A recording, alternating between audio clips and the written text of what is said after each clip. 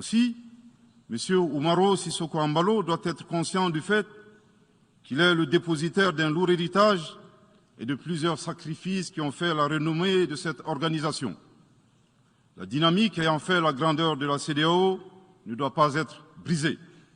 Par ailleurs, nous avons pris acte de la menace de sanctions proférées contre le Mali et loin d'être impressionnés par des sanctions, je voudrais signaler au président en exercice de la CEDEAO qu'à la fin de son mandat, les peuples ouest-africains le jugeront sur les efforts qu'il a fournis pour améliorer les conditions de vie des populations et non des shows médiatiques servant à des agendas étrangers. À l'endroit de M. Bazoum, il remarquera que le gouvernement de la transition n'a pour le moment jamais réagi à ces propos injurieux pour deux raisons cumulatives.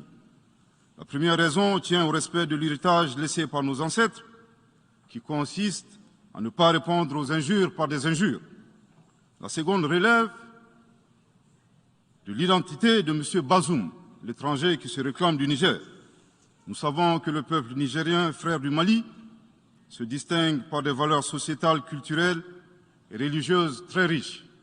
M. Bazoum n'est pas un Nigérien, son comportement nous le reconforte totalement dans notre constat. Excellence, Monsieur le Secrétaire général, le Mali tirera toutes les conséquences de droit de vos agissements.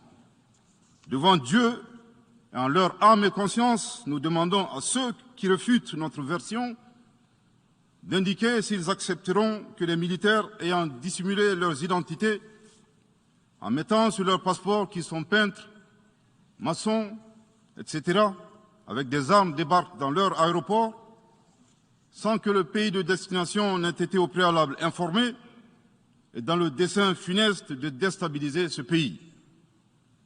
S'ils ne l'acceptent pas en tant qu'État, si cela n'est pas possible à Lisbonne ou ailleurs, le Mali non plus ne l'acceptera pas en tant qu'État.